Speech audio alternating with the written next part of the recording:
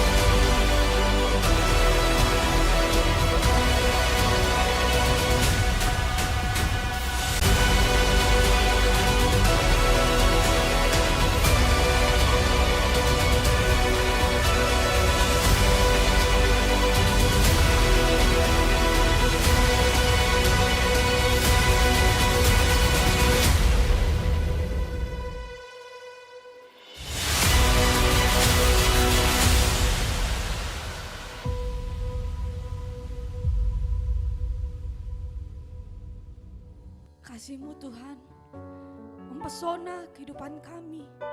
Engkau melakukan perkara yang ajaib Tuhan di tengah-tengah kehidupan kami. Oleh sebab itu Bapa, kami ada Tuhan untuk bersyukur atas setiap kebaikan-Mu. Terima kasih. Terima kasih Yesus. Tuhan, kasih-Mu sungguhlah mempesona diriku.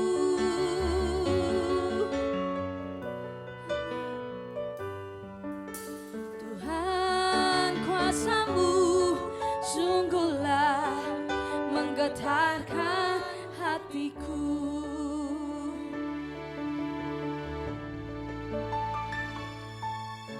Tuhan, kasih-Mu sungguhlah mempesona diriku.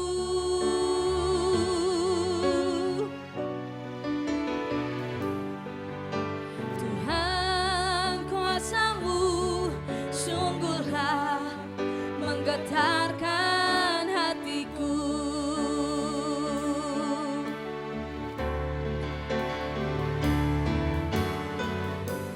Kasih-Mu ya Tuhan, yang Kau limpahkan bagiku, lebih dari yang ku perlu. Kau sediakan bagiku.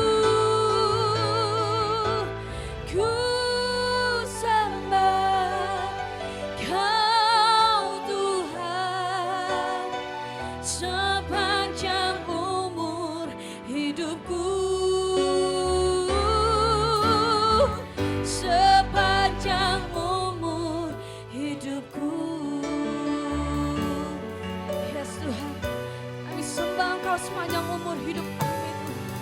Dan kami nyatakan Bapa kasih-Mu Tuhan mempesona kehidupan kami. Tuhan, kasih-Mu sungguhlah mempesona diriku.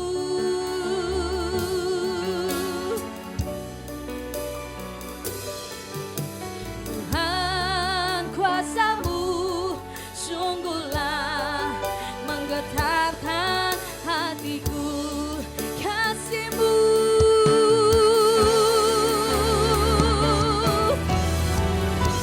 kasih-Mu ya Tuhan, yang Kau limpahkan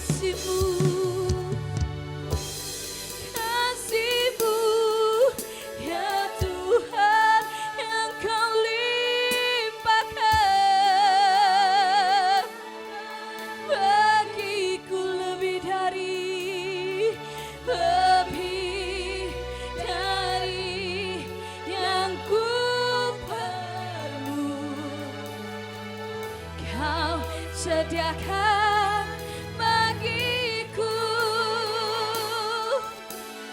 Ku sembah Kau Tuhan, sepanjang umur hidupku kasih-Mu,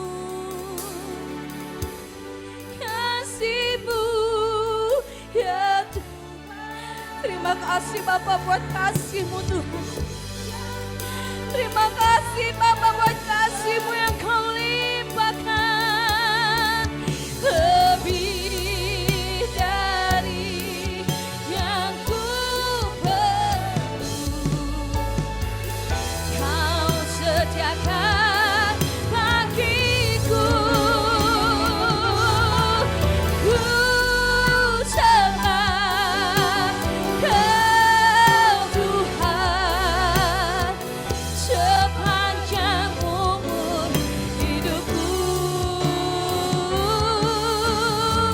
sepanjang umur hidupku, sepanjang umur hidupku, sepanjang umur hidupku. Terpujilah Tuhan, Bapa kami yang baik. Sebentar kami sehidangan, mari Kau kuduskan, Engkau sucikan setiap pribadi kami. Dan kami ingin layak untuk menghormati tubuh dan darah-Mu Tuhan. Mari Bapa berkati kami pagi hari ini. Biarlah pujian pengagungan ini semua naik ke dalam tahta-Mu. Dan Engkau memberkati setiap kami. Terima kasih Bapa, urapi sidang jemaat-Mu dan urapi hamba-Mu yang menyampaikan kebenaran firman. Kami siap mendengarkan isi hati-Mu Tuhan, dalam nama Tuhan Yesus. Yang siap dengarkan katakan haleluya. Amin. Tuhan Yesus memberkati ya. Pagi hari ini saya rindu membagi sebuah kebenaran firman tentang hidup adalah pilihan. Hidup adalah, ini adalah peristiwa saya ingin membagikan sebuah perumpamaan bahwa sudah 3 hari berturut-turut, 3 kali berturut-turut, 3 minggu berturut-turut saya berbicara tentang malam. Ya, dalam kitab Matius, ya, dalam Kisah Para Rasul, bagaimana juga berbicara tentang malam pertama waktu saya bagikan bagaimana sahabat mengetok pintu untuk meminta bantuan 3 roti. Di situ juga saya berbicara peristiwa malam kedua di penjara Filipi, dan kemarin malam ketiga peristiwa di Getsemani. Ya, dan hari ini juga saya ingin berbicara dalam poin malam yang keempat tentang hidup adalah sebuah pilihan. Nah, saudara lihat ada sebuah gambar di sini. Gandum. Ya, kita akan berbicara tentang lalang dan gandum. Saya pernah bagikan ayat ini, tetapi itu lagi. Saya mau katakan, Roh Kudus itu selalu bekerja. Dia akan menambah-nambahkan terus pengertian dan pewahyuan sebatas kita memberikan sebuah kapasitas untuk kita memperluas sebuah pengetahuan, sebuah wawasan, pengertian, hikmat. Maka sorga akan menambahkan terus pemahaman demi pemahaman sesuai dengan perkembangan zaman. Lalu berbicara apa tentang hidup adalah pilihan? Saudara, saya mau katakan bahwa pemilik tentu menginginkan ladangnya berisi benih yang bertumbuh dan berbuah lebat. Tidak ada pemilik di dunia pun ketika dia punya ladang, dia tanamkan segala sesuatu, baik benih apapun yang ditanam, dia merindukan adalah apa yang dia tanam harus berbuah, bahkan berbuah lebat. Ibarat kata bahasa lainnya, panen raya. Ya, di dalam 1 tahun kalau kita lihat padi yang biasanya 2 kali 1 tahun Dia rindu terus, dia bagaimana caranya supaya memproduksi lebih, bahkan bisa 3 kali. Ya. Kalau kita lihat sekarang ini kan musim durian.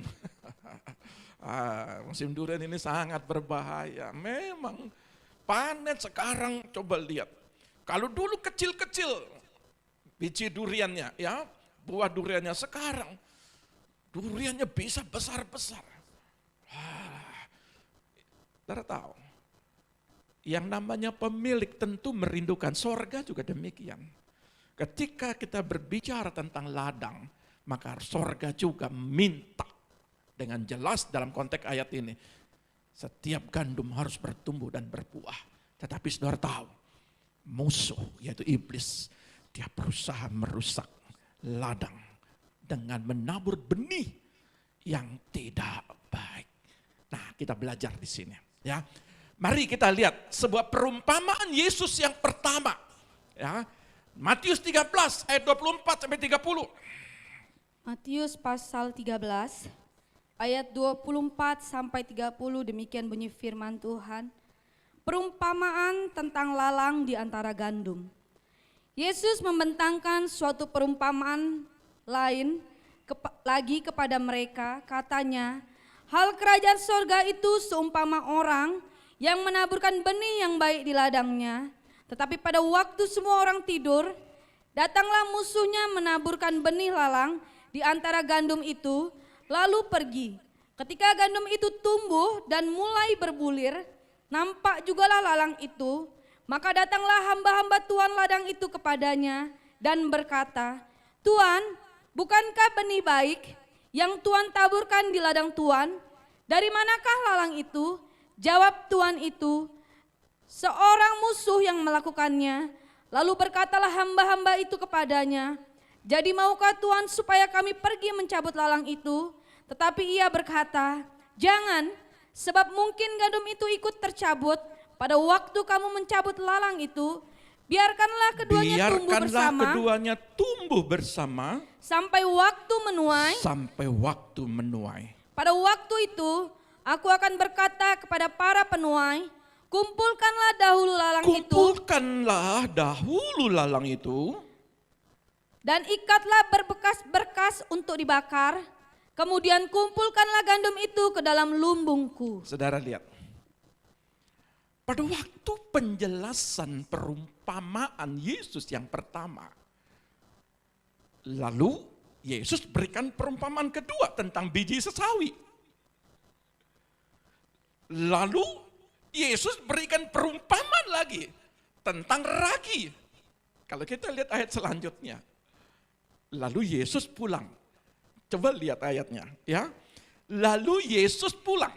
Dan di sini dikatakan di dalam penegasan kedua, penjelasan Yesus kedua, perhatikan ayat 36. Ini sudah disingkapkan apa makna perumpamaan itu. Ketika Yesus pulang, murid-muridnya ini penasaran. Ketika dia pulang, dia ingin tanya. Bukan yang dua perumpamaan itu tentang hal kerajaan sorga, tetapi yang pertama, Rabi, Guru, tolong jelaskan. Apa perumpamaan yang pertama itu? Nah, ini sudah tersingkapkan. Tidak bisa kemana-mana lagi cara penjelasannya. Gampang sekali cara menjelaskannya. Ya, tolong lihat ayat 36. Matius 16 ayat 36. Maka Yesus pun meninggalkan orang banyak itu, lalu pulang. Murid-muridnya datang dan berkata kepadanya, jelaskanlah kepada kami perumpamaan. Tolong guru jelaskan perumpamaan itu. Tentang lalang di ladang itu. Ia menjawab katanya, orang yang menabur benih baik ialah anak manusia. Yesus sendiri. Ladang ialah dunia. Benih yang baik itu anak-anak, saudara dan saya. Kerajaan dan lalang-lalang anak-anak si jahat. Ternyata di dalam ladang itu ada anak-anak Tuhan, ada juga anak-anak yang istilah dalam kendali daripada kuasa kegelapan. Terus, musuh yang menaburkan benih lalang ialah iblis. Waktu menuai ialah akhir zaman dan para penuai itu malaikat. Maka seperti lalang itu dikumpulkan dan dibakar dalam api, Demikian juga pada akhir zaman, Anak Manusia akan menyuruh malaikat-malaikatnya, dan mereka akan mengumpulkan segala sesuatu yang menyesatkan dan semua orang yang melakukan kejahatan dari dalam kerajaannya. Semuanya akan dicampakkan ke dalam dapur api, di sanalah akan terdapat ratapan dan kertakan gigi. Baik, puji Tuhan, terima kasih. Saudara yang terkasih, di dalam Matius 13 ayat 25 dalam terjemahan sederhana Indonesia, TSI. Pada suatu malam, berarti penjelasan dari malam-malam berikutnya, perumpamaan ini juga menjelaskan pada suatu malam. Ketika orang-orang sedang tidur, datanglah musuh pemilik itu menaburkan bibit lalang di antara bibit gandum. Lalu dia pergi. Ada sudah benih ditanamkan kepada ladang itu. Tapi iblis juga menabur lalang di dalam ladang itu. Saudara lihat. Kalau kita lihat pelajaran kemarin, berbicara tentang Yesus mengajarkan bagaimana dia menang di alam roh. Pada waktu di Getsemani, segala ketakutan, kegelisahan, bahkan keringat darah. Dan dia katakan, Tuhan Allahku, sekiranya cawan ini lalui daripadaku, bukan kehendakku, tetapi kehendak-Mu lah yang jadi. Di samping ketakutan itu, Yesus berdoa dan dia melihat murid-muridnya tertidur. Sekali dia tertidur, dikatakan tidak sanggup engkau berjaga-jaga 1 jam saja. Yang kedua kali dia tertidur, yang ketiga kali, ya sudah kamu sudah capek benar, ya sudah silakan tidur. 3 kali Yesus melihat. Yesus mengajarkan segala sesuatu untuk hari esok harus menang dalam peperangan roh. Pada waktu malam itu. Setiap saudara, apa yang saudara sudah dengar, iblis tidak tinggal diam. Maka sementara Tuhan kita bekerja untuk membawa orang ke dalam kerajaan, setan juga bekerja untuk mencegah mereka masuk. Untuk dipulihkan, untuk menerima kebaikan-kebaikan Tuhan. Kita tidak boleh lupa bahwa ada pertempuran yang tidak kita lihat dan Alkitab mengingatkan kita. Saudara bertempur peperangan rohani saudara. Kalau saudara melihat mungkin itu suamimu kah, atau tetanggamu kah, atau istrimu kah, mungkin di situ ada perbedaan pendapat, mungkin di situ ada gejolak antara orang tua dan anak, antara tetangga, antara sesama pelayan, antara sesama hamba Tuhan. Kalau kelihatan saudara, 2, saudara mengcounter, saudara berargumen, atau saudara yang kedua adalah ya sudah, tidak usah dipermasalahkan. Tetapi yang tidak kelihatan ini, saudara tidak akan bisa mampu kalau tidak saudara masuk dalam sebuah dimensi roh. Dimensi dalam doa dan puasa. Niniwe sekali lagi saya selalu berulang-ulang, yang jahat, kota yang sangat melukai hati Tuhan, ya. Tetapi ketika dia sadar dalam 40 hari kota ini akan dihancurkan dan dia mengirim Yunus, lalu mereka sadar dalam jangka waktu 3 hari mereka sadar dan meminta pemulihan, lalu Allah mengabulkan. Yang jahat, yang melukai hati Tuhan masuk dalam dimensi doa dan puasa, Tuhan dengar dan Tuhan pulihkan. Apalagi saudara, anak-anak yang betul-betul menjadi gandum pilihan, benih-benih pilihan, doamu akan dikabulkan Tuhan. Amin. Tapi saya harus menjelaskan dulu kenapa ada lalang ini. Ya. Nah, Alkitab mengingatkan kepada kita pertama dalam Efesus 6 ayat 12. Mari kita lihat dulu. Efesus 6. Efesus pasal 6 Ayat yang ke-12 demikian bunyi firman Tuhan. Karena perjuangan kita bukanlah melawan darah dan daging. Oh, bukan melawan tetangga, bukan melawan teman-teman musuhmu yang kelihatan. Terus? Tetapi melawan pemerintah, Iya, melawan penguasa-penguasa, iya. melawan penghulu-penghulu dunia yang gelap ini, melawan roh-roh jahat di udara. Bukan berbicara pemerintah kita, bukan ya, jangan salah. Ini maksudnya adalah kendali kerajaan iblis.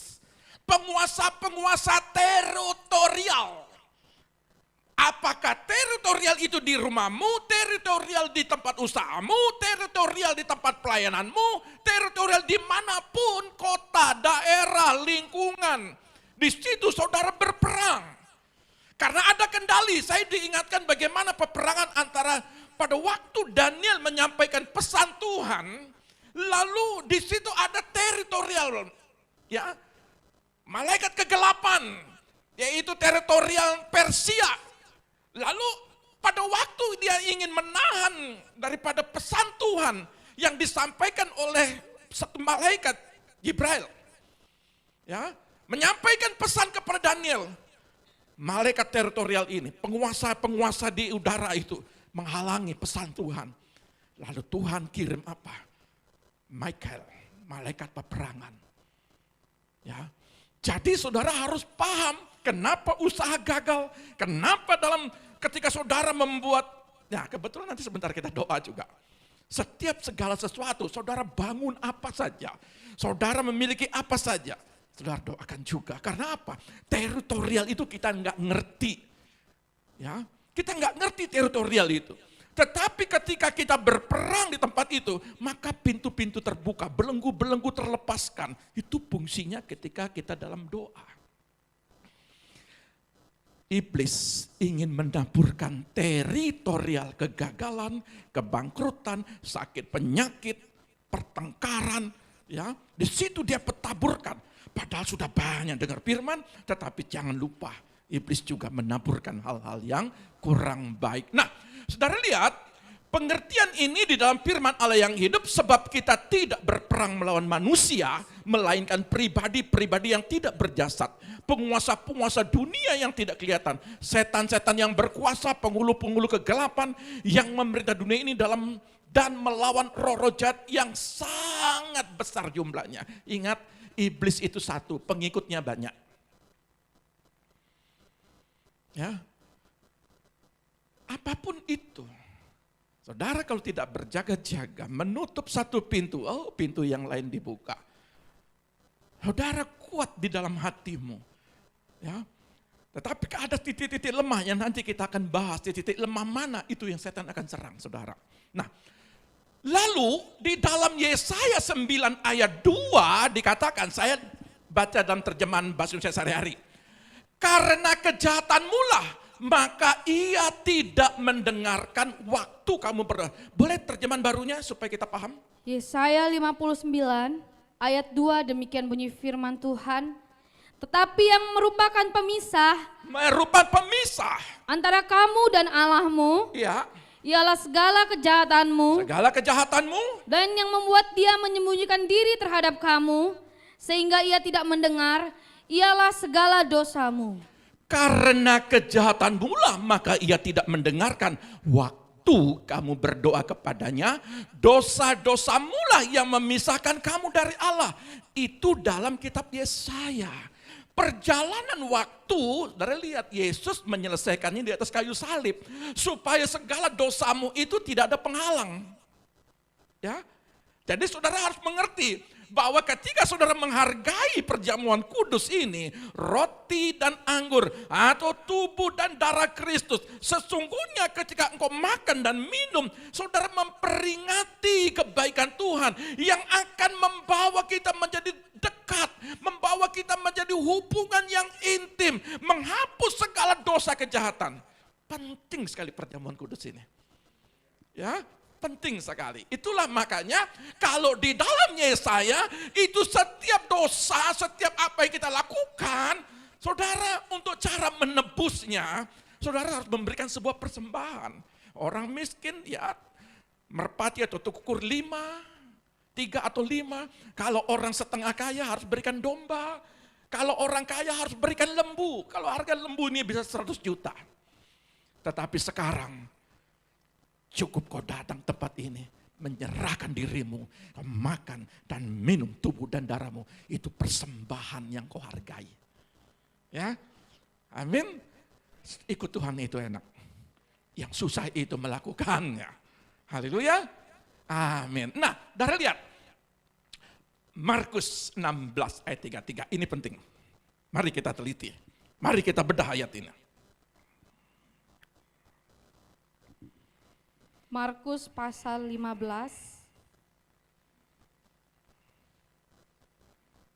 Markus pasal 15 ayat 33. ayat 33. Pada jam 12 kegelapan meliputi seluruh daerah itu dan berlangsung sampai jam 3. Saudara lihat ya. Markus 15 ayat 33. Pada jam 12. Ini siang ya. Kegelapan meliputi seluruh daerah itu dan berlangsung sampai jam berapa jam? 3 jam. Kegelapan menguasai sekitar Yerusalem.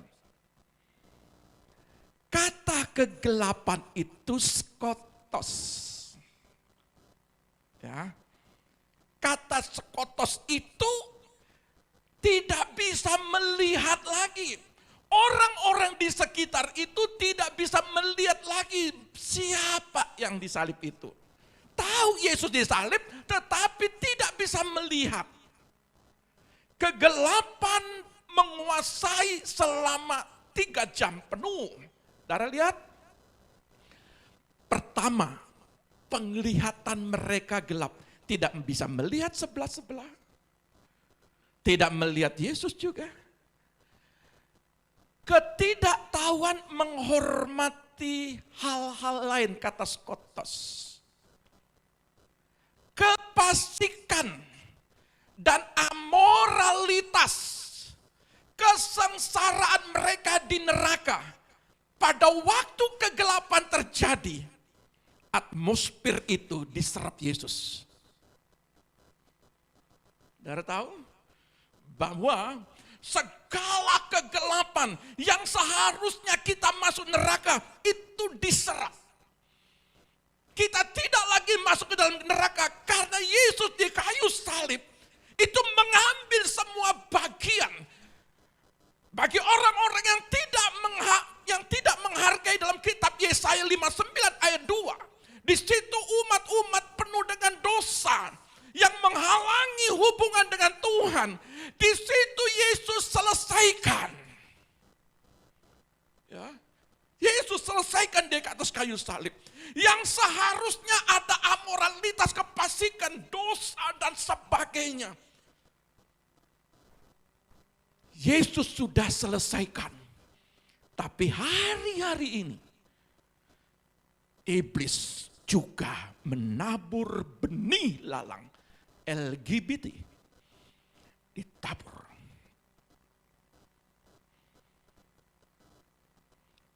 Yesus sudah selesaikan loh. Pendeta meneguhkan, menikahkan, memberkati pasangan sejenis. Padahal Yesus sudah menyelesaikan atmosfer kegelapan dunia. Dia sudah serap, dia selesaikan. Dia tanggung semua di atas kayu salib. Tapi iblis tidak pernah tinggal diam. Dia menghancurkan keluarga. Dia menghancurkan rumah tangga. Dia menghancurkan dunia bisnis anak-anak Tuhan. Dia menghancurkan anak-anak Tuhan. Gereja, pelayanan dihancurkan oleh iblis. Kita tahu, di atas kayu salib itu sudah katakan, sudah selesai. Kelak iblis dilemparkan dalam kitab Wahyu, dalam jurang yang dalam dan dirantai. Tapi saat ini belum waktunya. Dan dia mencari dan mencari untuk menjatuhkan. Makanya tidak heran Yesus memberikan perumpamaan ini. Aku tabur benih. Ya, hambanya menabur benih. Tetapi di situ juga musuh juga ikut menabur benih. Ilalang. Nah, saya mendapatkan sebuah pemahaman begini. Setelah 3 jam, iblis hanya mampu 3 jam. Kuasa kegelapan melingkupi teritorial itu. Tetapi Yesus itu menguasai teritorial itu. Untuk apa? Supaya di tengah kegelapan, saudara bisa melihat. Di tengah kegelapan di situ ada kuasa yang ditransferkan. Ketika orang-orang yang dalam kegelapan mengalami transformasi, pemulihan total dan menerima kuasa kemenangan. Yesus di atas kayu salib bukan sekedar menjadi pemenang, tetapi lebih daripada memenang. 3 jam. Saya mau katakan, iblis tidak berkuasa penuh atas hidupmu. Yesus sudah kalahkan di atas kayu salib. Jadi kalau 3 jam sudah dikalahkan total, jangan izinkan benih ilalang itu menggerogoti keluargamu. Jangan izinkan benih ilalang itu untuk menggerogoti pelayananmu. Jangan izinkan benih ilalang itu untuk apa? Menggerogoti pikiran, perasaan hatimu. Jangan izinkan. Karena dia sudah kalahkan di atas kayu salib. Tolak dalam nama Yesus. Pikiran-pikiran kotor, pikiran negatif, pikiran jahat. Dalam nama Tuhan Yesus tolak. Sebenarnya kita itu mampu untuk mengusirnya. Tetapi Tuhan katakan daging memang lemah. Dan kita mengikuti alur permainan musuh ini. Karena ada dalam teritorial. Makanya terkadang ketika malam, mana waktu saya di Komsel itu, mana lebih banyak yang kau berpikir tentang kekalahanmu, tentang masalahmu, tentang tekanan. Siang hari atau malam hari? Kalau siang hari saudara lupa, saudara bekerja. Tapi malam hari sering waktu saudara tidur, seharusnya tidur. Saya masih mikir. Betul. Apalagi kalau tagihan besok, mikirnya minta ampun bagaimana caranya. Begini, bagianmu kerjakan bagianmu, bagian Tuhan itu bagian Tuhan. Saudara harus siapkan hanya buli-buli. Bagian Tuhan memberkati, bagianmu menyiapkan. Ini harus dipahami. Saya mau ingatkan, iblis hanya berkuasa 3 jam. Kuasa itu diserap. Dia ambil yang tidak selamat menjadi selamat. Iblis mengutuk. Kutuk loh. Selamat dalam kitab Kejadian sampai sebelum Yesus di kayu salib. Dengan berpeluh engkau mencari apa yang kau makan, apa yang kau minum. Engkau makan semak duri. Dengan berpeluh. Itu dikutuk tanah itu. Sejak Adam dan Hawa. Tetapi saya mau katakan, Yesus sudah selesaikan. Saudara hidup dalam berkat Tuhan. Amin ya. Nah, teritorial ini saudara harus paham, skotos ini. Ya. Skotos ini sudah dikuasai. Kegelapan ini sudah betul-betul dikalahkan oleh Tuhan. Nah, saudara yang terkasih, mari kita masuk dalam Matius 13 ayat 26. Kita kembali. Matius pasal 13 ayat 26 sampai 27, demikian bunyi firman Tuhan. Ketika gandum itu tumbuh dan mulai berbulir, nampak jugalah lalang itu. Ya. Maka datanglah hamba-hamba Tuhan ladang itu kepadanya dan berkata, Tuan, bukankah benih baik? Bukankah benih yang baik? Yang Tuhan taburkan di ladang Tuhan? Ya. Dari manakah lalang itu? Dari mana lalang itu, Tuhan? Bukankah di atas kayu salib engkau sudah selesaikan, Tuhan? Dari mana, Tuhan? Masih ada, Tuhan. Di antara umatmu masih dalam kekalahan, masih dalam ketakutan, masih dalam kekhawatiran, masih dalam emosional, masih di dalam kekalahan dan lain-lainnya. Dari mana Tuhan? Ini kita pelajari yuk. Ya.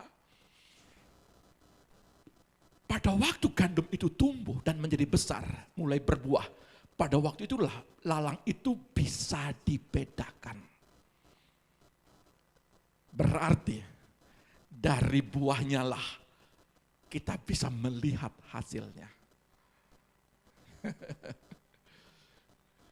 Saudara puasa 30 hari, puji Tuhan. Tapi saya mau katakan, dari buahnya lah Tuhan lihat hasilnya. Ya, kita belajar di sini. Bukankah benih berkualitas yang sudah ditabur? Ini ditanya, Tuhan, bukankah pribadi umatmu ini, mungkinkah itu para orang-orang yang luar biasa menang dalam pertempuran, hidup diberkati? Bukankah dia selalu melayani dari ujung ke ujung? Bukankah berkualitas? Tapi dari mana ini Tuhan? Lalang zizanion. Bahasa aslinya zizanion. Kalau dalam bahasa Inggrisnya dikatakan darnel. Dia menyerupai gandum, tetapi biji-bijian palsu. Darah, sekarang YouTube lagi banyak beredar pengajaran. Mereka pakai di dalam nama Tuhan Yesus. Mereka buka firman Tuhan. Mereka berdoa. Bagaimana cara membedakan pengajaran yang benar dengan pengajaran yang menyesatkan? Jangan salahkan pendetanya. Memang kerjaan iblis untuk merusak pengajaran. Untuk merusak kebenaran. Bahkan ada duit tunggal. Bukan tritunggal. Saudara lihat. Ada banyak sekali pengajaran-pengajaran ini. Nah, karakteristik daripada darnel sama gandum ini bisa dibedakan pada waktu dia tumbuh.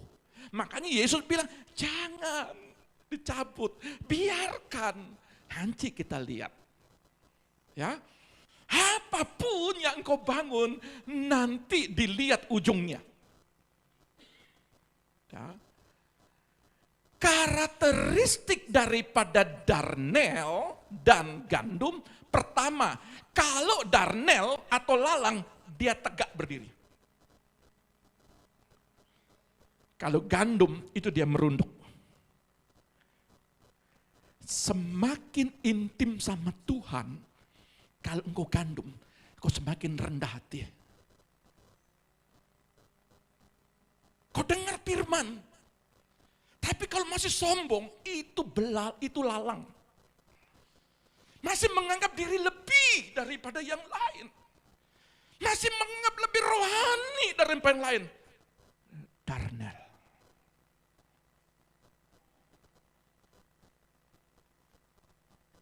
Semakin engkau intim dengan Tuhan, semakin engkau rendah hati. Semakin engkau diberkati, semakin engkau rendah hati.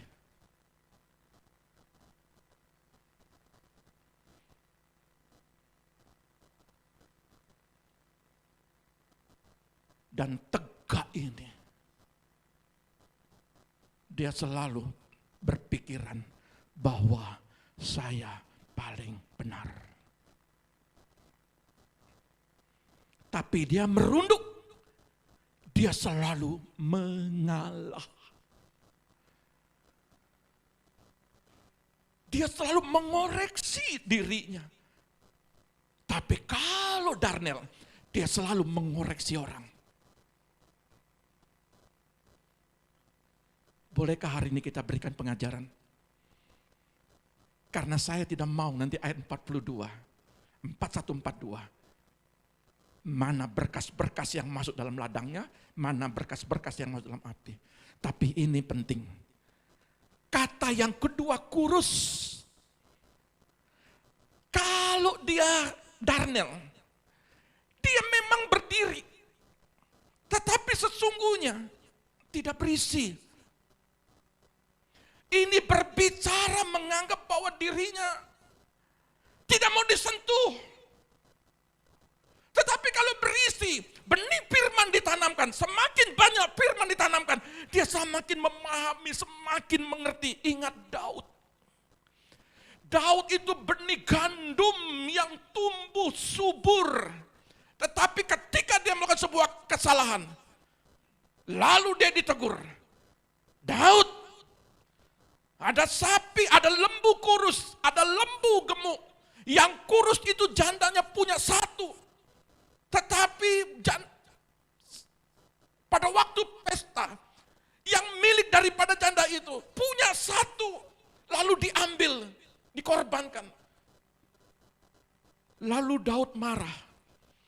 Padahal orang kaya itu punya lembu yang banyak, yang tambun-tambun. Kenapa janda ini yang punya satu itu dikorbankan? Kau tahu Daud?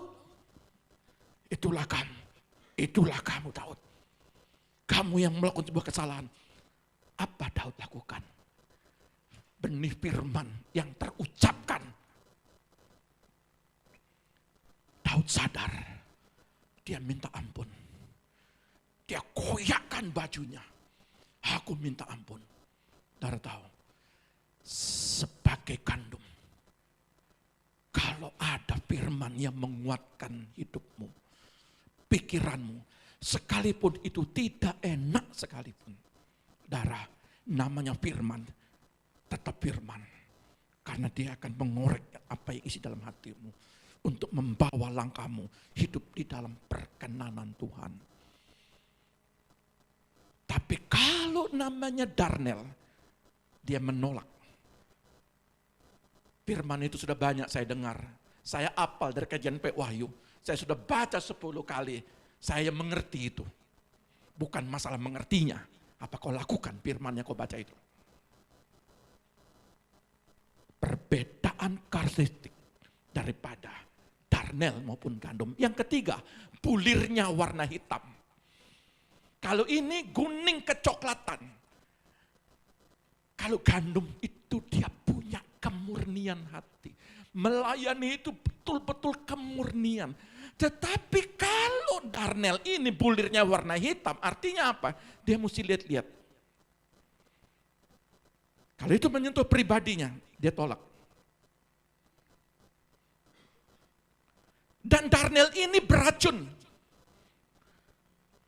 Kalau terinfeksi, Darnel ini terinfeksi jamur, kalau itu Darnel itu masuk di dalam gandum, lalu ditumbuk, maka setiap orang yang makan, sekalipun makan gandum, tetapi ada Darnel itu, maka dia akan memabukkan.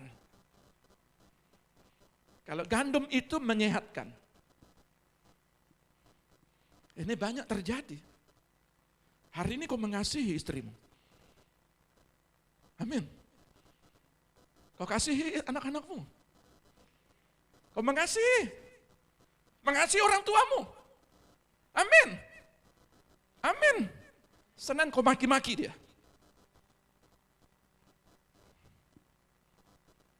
Berapa banyak ketika kita mengasihi pada saat ini, lalu saudara melihat kekurang-kurangannya.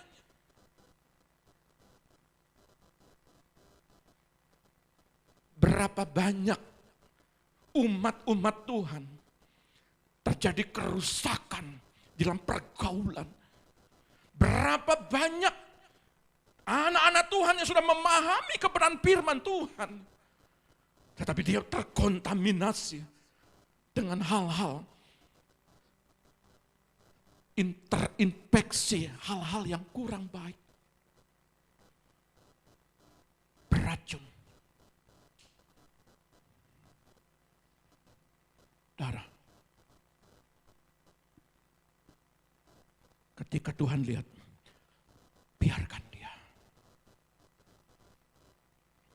memang kita punya kerinduan. Tuhan, biarlah bala tentara sorgawi, belalah perkaraku. Tapi di dalam ayat ini berbeda dengan perjanjian lama. Perjanjian lama itu Allah banyak turut campur tangan, berperang. Tetapi di dalam perjanjian baru, Tuhan mau lihat iman. Tuhan mau melihat pribadimu. Adakah keteguhan, ketangguhan di dalam setiap masalah. Memang kita banyak dengar firman, tapi banyak kita mengalami tekanan hidup. Tapi Tuhan mau katakan, lihat, dan darnel ini, rumput akarnya itu menjalar.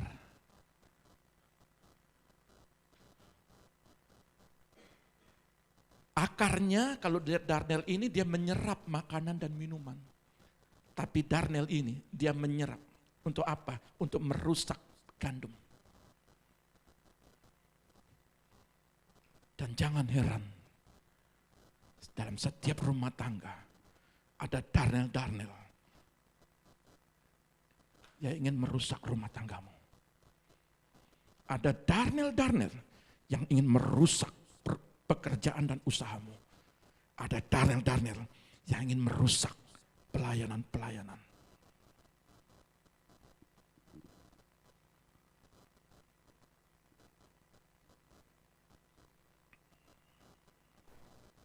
Saat kita berusaha untuk hidup bagi Tuhan, iblis akan secara aktif berusaha untuk menggagalkan kita. Saat kita mencoba untuk membagikan Injil kepada orang lain, iblis akan mencoba menggagalkan upaya kita. Dia berusaha, jangan satu pun ikut Tuhan. Ingat Wahyu 12. Ketika anaknya yang dalam kandungan diselamatkan, lalu yang dia buru apa? Wanita itu. Gereja Tuhan akan diburu. Gereja Tuhan akan terus bagaimana caranya dijatuhkan. Tapi kalau kau kuat, kau sehati, sepikir, sekata, maka tidak ada suatu kuasa apapun yang ingin merusak kehidupan siklus rumah tanggamu.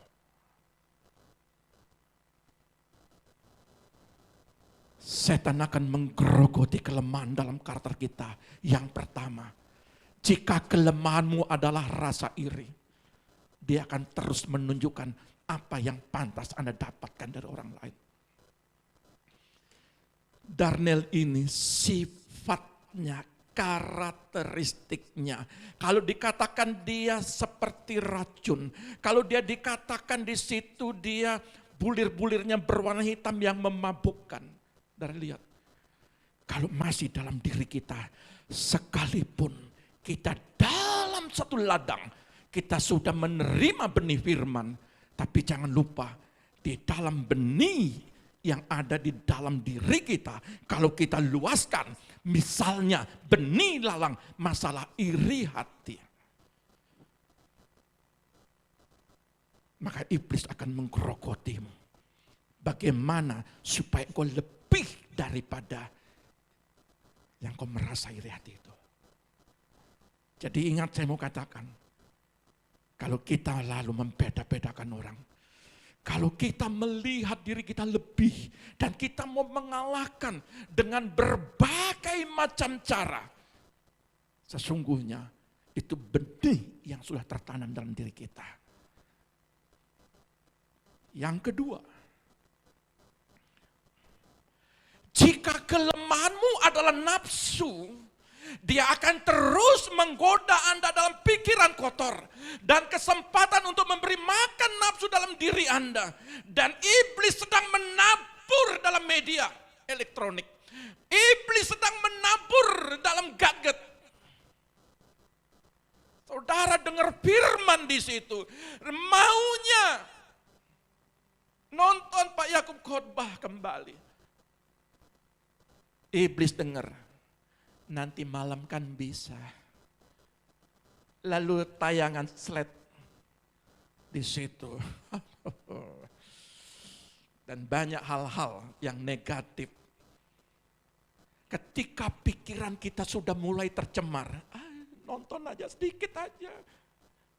Udah satu slide aja, nanti dengar firman. Udah. Akhirnya apa? Berjam-jam nonton. dan mencari situs-situs. Halo, ada yang masih begitu? Tidak ada ya. Loh, kok sepi? Amin, tidak ada ya? Haleluya. Jadi pikiran kotor itu, iblis itu, lalang itu akan menabur hal-hal yang kotor. Sekalipun saudara kita melihat hal-hal yang baik. Ya. Yang ketiga adalah jika Anda memiliki masalah dengan pengampunan, aku sudah mengampuni. Haleluya. Apalagi perjamuan kudus. Ya. Pak Pendeta, saya mengampuni orang. Puji Tuhan. Tapi iblis tahu kapan saat engkau lemah. Dan dia taburkan apa? Dan dia akan terus mengingatkan Anda. Ya. Tuhan akan mengingat Anda tentang rasa sakit hati yang disebabkan oleh orang lain dan akan terus berulang kali. Supaya apa? Supaya kuat ketika saudara berhadapan sama orang yang mungkin pernah terluka daripada hidupmu. Ketika kau berhadapan, shalom, puji Tuhan, luar biasa, diberkati. Oh, luar biasa kamu diberkati. Padahal dulu melukai. Bukan melukai, nusuk. Kalau kita bermasalah, jangankan Tuhan, iblis juga ingatkan loh. Bagaimana supaya kita jatuh? Bolehkah khotbah saya tidak merasa terhakimi? Amin. Kita mau kalahkan iblis. Kita mau kalahkan Darnel. Kita mau mengalahkan penguasa-penguasa di udara. Kita mau melihat kemenangan anak-anak Tuhan di tempat ini. Tetapi iblis akan menabur. Iblis akan berusaha merusak. Oleh sebab itu saya mau katakan, jika Anda memiliki masalah dengan pengampunan, Tuhan mau melihat itu tetap menang.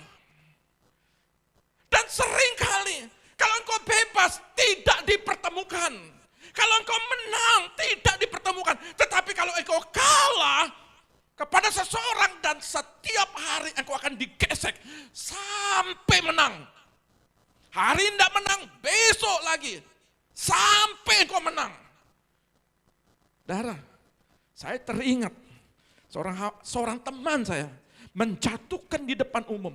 Keluarga juga ada mungkin, ya, ada yang menjatuh di depan umum. Tetapi ketika saya ketemu, lalu saya makan bareng.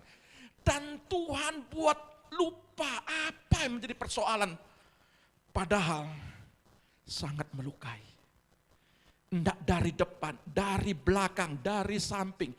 Lengkap. Tidak dari perbuatan, dari kata-kata, menjatuhkan. Sudah ada pemulihan. 3 kali kalau tidak salah. 1 kali, didoakan, minta maaf. 2 kali, sudah dibebaskan, dilepaskan, terjadi pemulihan. 3 kali, saya ikut Natalan, saya ikut terus.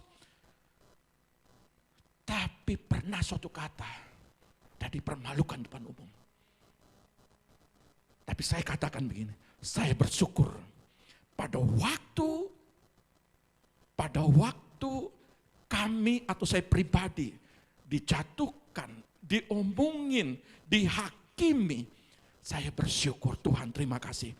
Karena pada waktu itu sesungguhnya saya sedang diangkat Tuhan. Semakin besar persoalanmu, semakin bagus. Karena Tuhan akan mengangkatmu. Tapi perlu alat. Untuk apa? Untuk mengikis karaktermu. Untuk apa? Untuk mengikis kesombonganmu. Untuk apa? Mengikis apa bulir-bulir yang masih berbekas. Titik-titik noda hitam.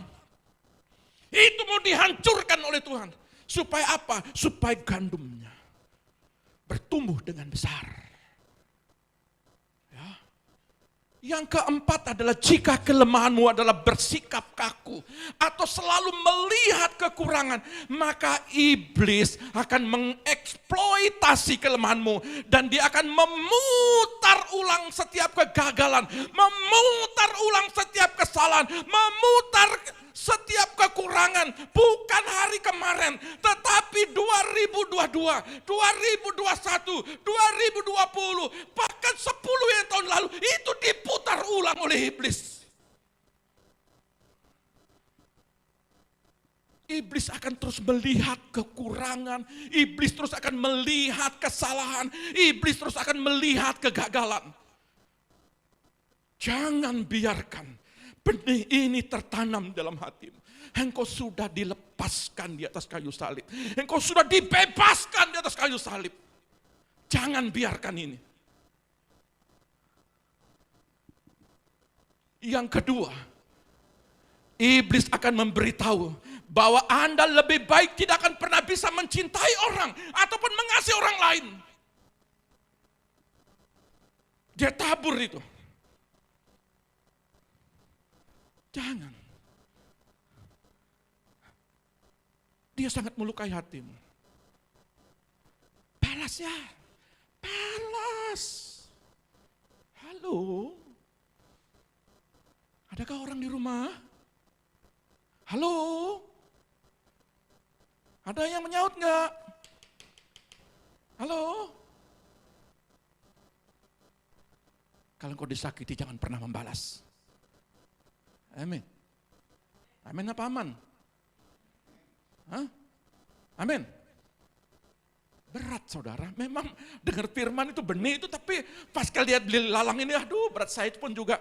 Kalau membagikan ini Tuhan, hati saya ini Tuhan.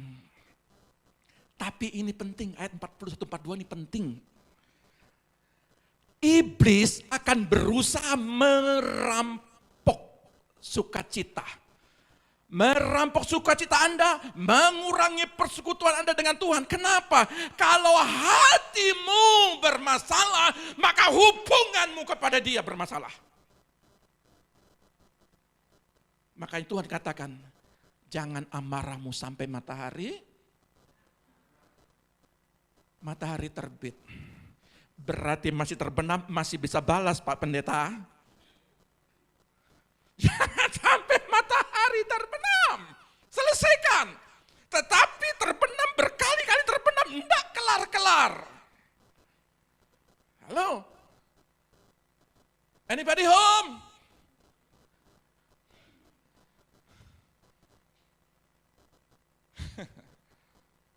Saya mau pergi nanti dengan rasa aman.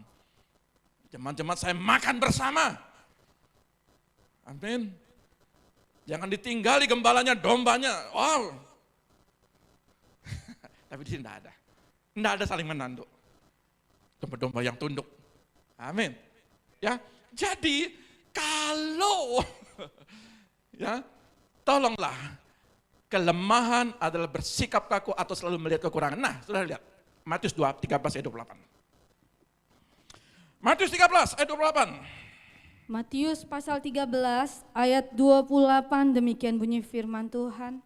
Jawab Tuhan itu, seorang musuh yang melakukannya, lalu berkatalah hamba-hamba itu kepadanya, jadi maukah Tuhan supaya kami pergi mencabut lalang itu? Oh Tuhan bolehkah aku cabut itu lalang? Terus? Tapi ia berkata, jangan, sebab mungkin gandum itu ikut tercabut pada waktu kamu mencabut lalang itu. Iya, terus? Biarkanlah keduanya tumbuh bersama sampai waktu menuai. Pada waktu itu aku akan berkata kepada para penuai, kumpulkanlah dahulu lalang itu dan ikatlah berbekas-berkas untuk dibakar. Kemudian kumpulkanlah gandum itu ke dalam lumbungku. Lihat, persoalan lalang jangan dicabut. Karena akar lalang liar akan merembet menyatu dengan akar gandum. Apa artinya? Tuhan mau melihat pribadimu itu tangguh.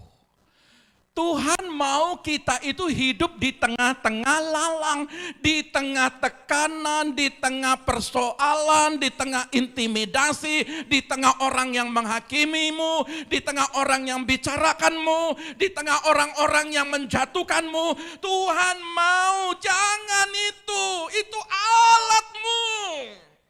Itu alatmu untuk engkau naik.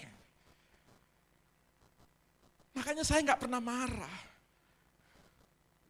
Anda lihat, hari-hari ini lagi rame Jokowi. Tapi Jokowi bilang itu perkara kecil. Wah, hebat sekali presiden kita ini. Persoalan kecil nggak usah, padahal itu kepala negara itu dihina. Anda lihat. Dia memberikan contoh yang baik bagi kita. Tapi kita anak-anak Tuhan, ketika kita disentuh, bawa persenjataan yang lengkap. Ya, tetapi kita harus bertahan di dalam penderitaan dan terus bertumbuh dan berbuah. Ditekan, bertumbuh, berbuah. Diomongin, bertumbuh, berbuah. Dihakimin, bertumbuh dan berbuah. Terus, terus, dan terus. Itulah gandum.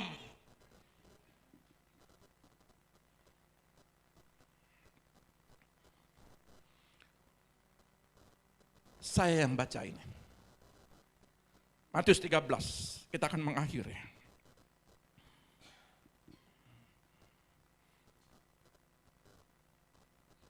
Dalam bahasa Indonesia sehari-hari berkata demikian. Anak manusia akan menyuruh malaikat-malaikatnya mengumpulkan dari antara umatnya semua yang menyebabkan orang berbuat dosa. Boleh cek itu berbeda. Maknanya sama, tetapi penekanannya. Ayat ini berkata ada dua. Semua orang yang melakukan kejahatan dan semua orang yang melakukan, bukan melakukan ya, semua orang yang menyebabkan orang berbuat dosa. Jadi pengertian pertama, kau hati-hati berbicara. Ketika kau taburkan harusnya gandum, tapi kalau kau taburkan benih lalang, lalu orang itu lemah dan dia mati meninggalkan dunia ini, dan dia dalam kelemahan, engkau tanggung jawab.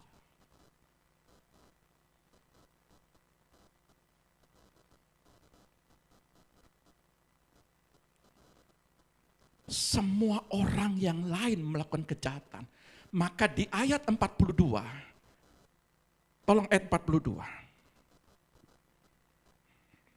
Matius pasal 13 ayat 42, demikian bunyi firman Tuhan. Semuanya akan dicampakkan ke dalam dapur api, di sanalah akan terdapat ratapan dan kertakan gigi. Saya mau ingatkan ayat ini. Ketika semua orang yang menyebabkan orang lain berbuat dosa, seharusnya kau pulihkan. Tetapi dia hidup dalam kelemahan. Oleh karena perkataan kita, ingat baik-baik, kau bertanggung jawab. Tolong Yeskiel 33 ayat 2 dan seterusnya. Saya mau ingatkan ini. Yeskiel 33 ayat 2 dan seterusnya. Yeskiel pasal 33 ayat 2 mulai, demikian bunyi firman Tuhan. Hai anak manusia, Hai anak manusia, berbicaralah kepada teman-temanmu sebangsa dan katakanlah kepada mereka, kalau aku mendatangkan pedang atas sesuatu negeri, dan bangsa negeri itu mengambil seorang dari antara mereka dan menetapkan dia menjadi penjaganya. Saudara sudah ditetapkan menjadi penjaga di ladang Tuhan. Terus? Dan penjaga ini melihat pedang itu datang atas negerinya. Saudara sudah tahu siapa yang perlu dikuatkan, siapa yang dalam kelemahan, siapa yang dipulihkan, siapa yang ditolong kerohaniannya. Lalu meniup sangkakala untuk memperingatkan bangsanya. Kalau ada seorang yang memang mendengar suara sangkakala itu, tetapi ia tidak mau diperingatkan, sehingga sesudah pedang itu datang ia dihabiskan, darahnya tertimpa kepadanya sendiri. Kalau saudara sudah ingatkan dia nggak mau bertobat, berarti darahnya tertanggung oleh dia sendiri. Terus. Ia mendengar suara sangkakala, tetapi ia tidak mau diperingatkan, darahnya tertimpa kepadanya sendiri. Kalau ia mau diperingatkan, ia menyelamatkan nyawanya. Sebaliknya, penjaga yang melihat pedang itu datang, hai engkau umat-umat Tuhan, hai engkau gandum-gandum, tetapi tidak meniup sangkakala dan bangsanya tidak mendapat peringatan, sehingga sesudah pedang itu datang, seorang dari antara mereka dihabiskan.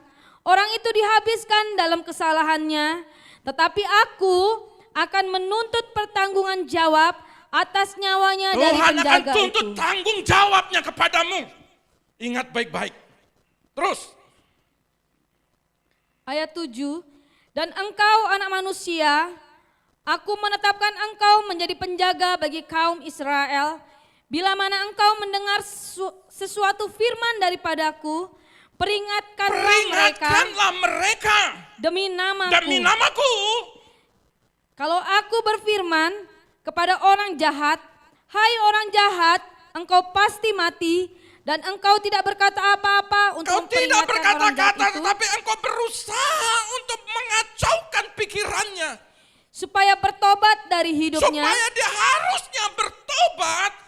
Orang jahat itu akan mati dalam kesalahannya, Maka orang mati itu dalam kesalahannya. Terus. tetapi aku akan menuntut pertanggungan jawab atas nyawanya daripadamu. Kau hati-hati ngomong. Amin. Kau hati-hati.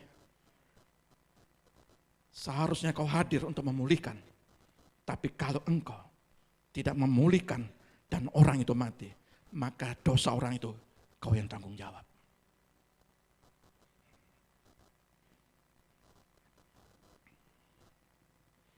Ayat 9. Ayat 9. Ayat 9, tetapi jikalau engkau memperingatkan orang jahat itu, supaya ia bertobat dari hidupnya, tetapi ia tidak mau bertobat, ia akan mati dalam kesalahannya, tetapi engkau telah menyelamatkan nyawamu. Tuhan Yesus memberkati kita. Mari kita datang kepada Tuhan. Saya mau ingatkan bahwa gandum dan lalang suatu kelak akan dipisahkan. Saudara adalah berkas-berkas gandum yang masuk dalam rumah Tuhan. Kiarap ayat satu hal yang kami rindu Tuhan.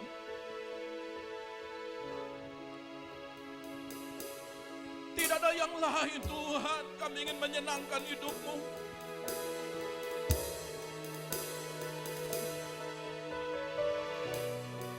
Tiada yang lain Tuhan, selain hanya Engkau Bapa. Sekalipun dagingku dan hatiku habis lenyap, gunung batuku dan berkatun,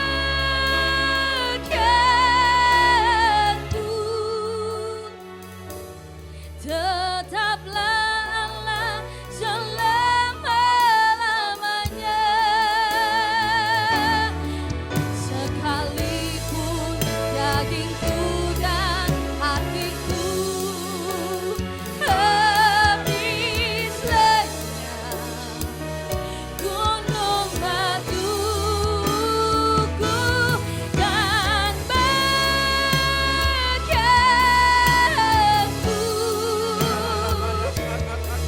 tetaplah Allah selama-lamanya. Inilah pujian kami naikkan bagi-Mu ya Bapakku. Selain Kau tiada yang lain, ada padaku di surga. Selain Kau tiada yang lain, yang ku ingini di bumi, yang ku ingini di bumi. Sekalipun dagingku dan hatiku habis lenyap, gunung batuku dan berkatku,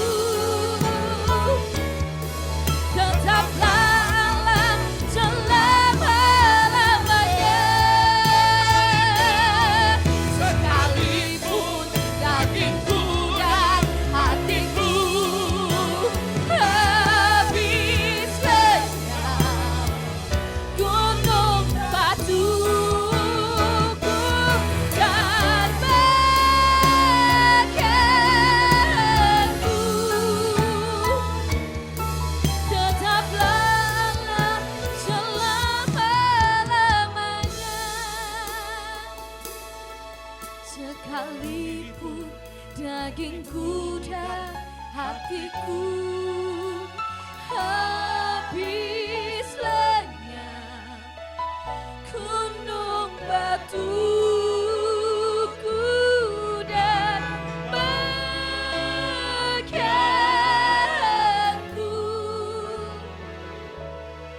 tetaplah Allah selama-lamanya. Sekalipun dagingku dan hatiku habis lenyap, gunung batuku dan bagianku,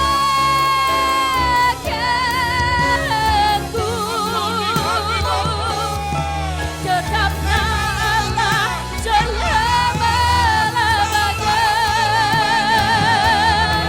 Sekalipun dagingku dan hatiku habis lenyap, gunung batuku dan bagianku,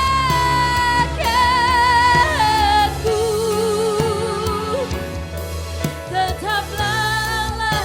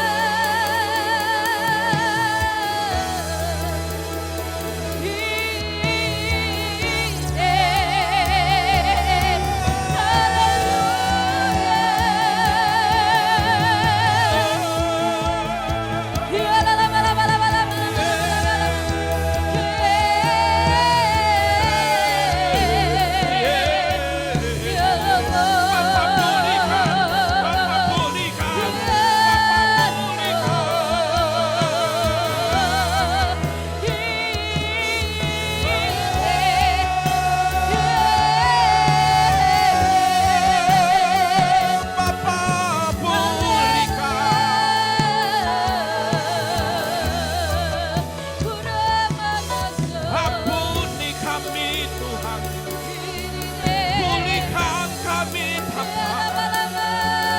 Kudus, Bapa,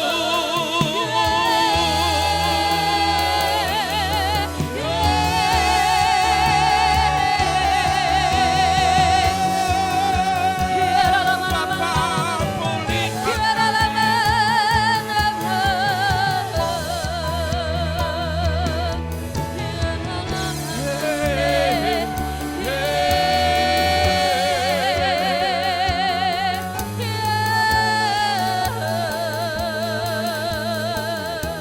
Terima kasih Tuhan.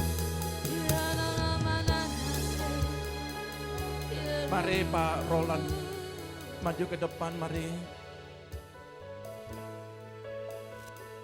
Tuhan rindu Engkau berkata-kata, berprofetik di dalam doa.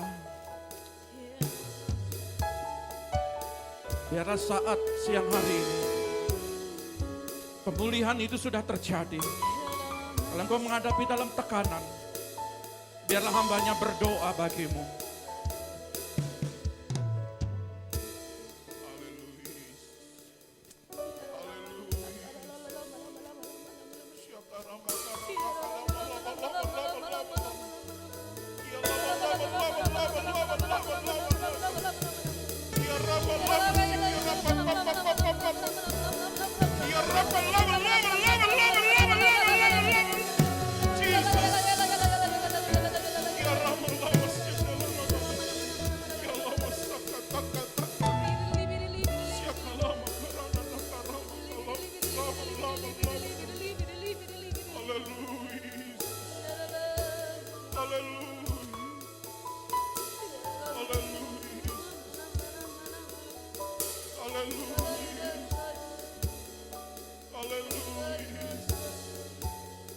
Kami semua mendengar, kami semua menerima apa yang Kau firmankan dalam kehidupan kami, Tuhan.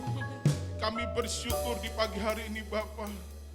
Pesan Kau sungguh nyata dalam kehidupan kami. Kami adalah pilihan Kau yang berkualitas, Tuhan. Kami datang di tempat ini bukan menjadi manusia yang biasa. Bukan hanya kapasitas kami Tuhan, tapi kami punya kualitas di hadapan Engkau Bapa.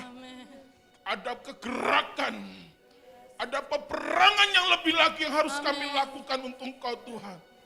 Karena kami percaya Roh Kudus, Engkau yang berfirman dalam kehidupan kami Bapa, maka semuanya jadi. Hidup kami adalah hidup yang baru. Kami harus bergerak, kami harus bertindak lebih lagi Bapa. Karena itulah Engkau dalam kehidupan kami Bapa. Kami percaya Tuhan, setiap umat-umat Engkau yang hadir pada pagi hari ini Bapa, Engkau sudah perlengkapi kami dengan kuasa Engkau Tuhan. Engkau sudah perlengkapi kami dengan hikmat otoritas-Mu Tuhan. Untuk kami melangkah dengan pengurapan ilahi yang lebih dahsyat dan ajaib. Setiap tangan-tangan akan menumpangkan pada orang-orang yang mengalami kelemahan. Dan mereka akan menikmati lawatan ilahi yang sempurna. Yang sakit disembuhkan Tuhan. Yang mengalami proses kehidupan oleh kuasa, oleh mujizat dan keajaiban Allah yang ada di tempat ini. Mereka semua menikmati lawatan Allah. Pemulihan sudah terjadi. Jangan takut umatku. Jangan bimbang umatku. Tetaplah engkau percaya. Jangan bimbang umatku. Tetaplah engkau berjalan pada hikmatku. Tetaplah engkau melihat bahwa apa yang aku firmankan itu baik adanya. Jangan pernah engkau melihat ke kanan atau ke kiri. Fokuslah engkau pada satu tujuan kau. Karena aku yang berfirman, aku yang menghidupkan engkau. Engkau tidak akan aku permalukan. Tetapi engkau akan melihat saksiku ada di tempat ini. Saksiku ada dalam kehidupanmu. Engkau akan berbicara. Engkau akan menyampaikan hikmatku sampai ke ujung bumi. Terima kasih Roh Kudus, terima kasih Bapa. Orang mata kalau Kora maya lama santa, kora mata kalau lama santa, kora maya lama sikita kara. Terima kasih Bapa, terima kasih Tuhan Yesus, terima kasih Tuhan. Engkau sungguh baik, Engkau teramat baik dalam kehidupan kami Bapa. Memberkati hamba-Mu yang sudah menyampaikan firman Kau Tuhan. Kami percaya hamba-Mu Engkau pilih. Bukan hanya sekadar untuk hal yang biasa saja Tuhan untuk kami. Tapi ada kualitas yang Kau berikan bagi kami Tuhan. Untuk kami melihat kemuliaan Kau secara nyata. Bukan kata orang Tuhan. Tapi kami menikmatinya. Kami melakukannya. Karena Engkau yang berfirman dalam kehidupan kami Tuhan. Maka semuanya jadi.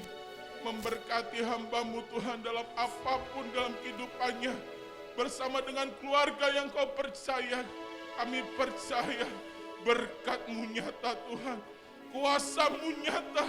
Kelimpahan Kau sempurna dalam kehidupannya Tuhan. Membawa perkara-perkara yang dahsyat dan ajaib. Karena Engkau yang berfirman. Maka semuanya jadi Bapa. Terima kasih Roh Kudus, terima kasih. Memberkati umat Kau yang hadir pada pagi hari ini. Kami bersyukur kami dapat menikmati tubuh dan darah-Mu Bapa. Kami menerima lawatan ilahi yang sempurna. Dengan darah-Mu Tuhan, kami mengoleh kehidupan yang baru. Oleh darah dan tubuh-Mu, kami memperoleh kehidupan yang baru. Yang lama sudah berlalu. Dan saat ini kami menjadi ciptaan yang baru. Kami pulang dan kami siap melakukan yang terbaik buat Engkau Bapa. Berkati bangsa kami, berkati negeri kami Indonesia tercinta. Urapan-Mu nyata, kuasa-Mu nyata. Terutama untuk tempat kami Bapa, Bali, Tuhan berkati. Jiwa-jiwa-Mu yang haus, jiwa-jiwa-Mu yang lapar, Tuhan siapkan mereka. Dengan lumbung-lumbung yang tersiap dengan rapi. Dan mereka akan menikmatinya dengan sempurna. Dan hamba percaya Tuhan, dari gereja-Mu ini Tuhan, nama Tuhan dipermuliakan. Dari gerejamu ini Tuhan, ada perluasan, ada pemekaran, dan mereka melihat ada kualitas yang nyata di tempat ini Bapak. Terima kasih Roh Kudus, terima kasih. Terpuji-puji nama Tuhan Yesus, kekal sampai selama-lamanya. Yang diberkati Tuhan, sama-sama kita katakan, amin. Kita akan mengakhiri ibadah kita, saya undang kita semua bangkit berdiri. Kiranya Engkau memberkati aku berlimpah-limpah dan memperluas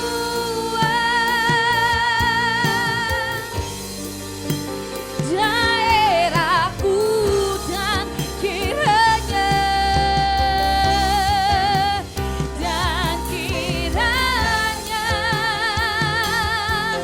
tanganmu menyertai aku dan melindungi aku daripada malapetaka, sehingga kesakitan tidak menimpa aku. Kiranya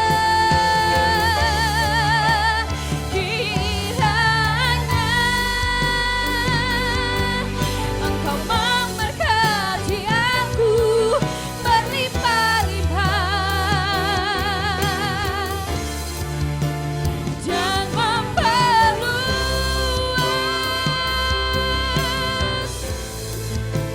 daerahku, dan kiranya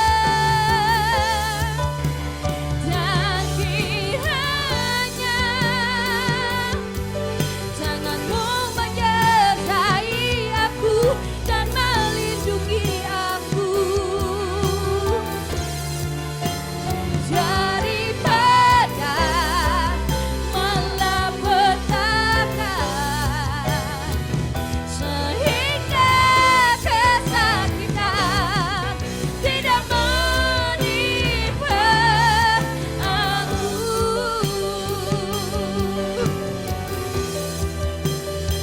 Sehingga kesakitan tidak menimpa aku.